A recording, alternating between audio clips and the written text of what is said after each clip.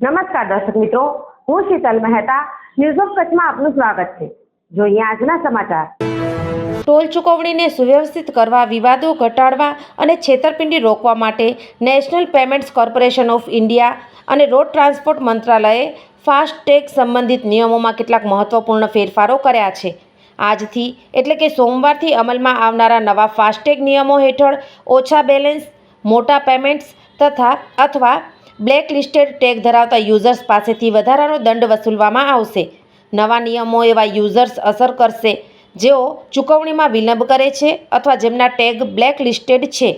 જો વાહન ટોલ પાર કરે તે પહેલાં 60 મિનિટથી વધુ સમય માટે અને વાહન ટોલ પ્લાઝા પાર કર્યા પછી 10 મિનિટ સુધી ફાસ્ટેગ ઇનેક્ટિવ રહે છે તો ટ્રાન્ઝેક્શન રદ કરવામાં આવશે। સિસ્ટમ આવા પેમેન્ટ્સને નકારી કાઢશે।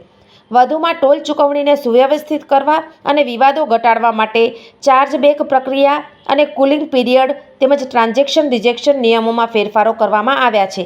નવી માર્ગદર્શિકા અનુસાર જો વાહન ટોલ રીડરમાંથી પસાર થયાના 15 મિનિટથી વધુ સમય પછી ટોલ ટ્રાન્ઝેક્શન અપડેટ થાય છે તો ફાસ્ટેગ યુઝર્સને વધારાના ચાર્જ ચૂકવવા પડી શકે છે। આ કિસ્સામાં users updated national electronic toll collection માર્ગદર્શિકા અનુસાર જો ટ્રાન્ઝેક્શનમાં વિલંબ થાય અને યુઝર્સના ફાસ્ટેગ ખાતામાં પૂરતું બેલેન્સ હોય ટોલ ઓપરેટર જવાબદાર રહેશે।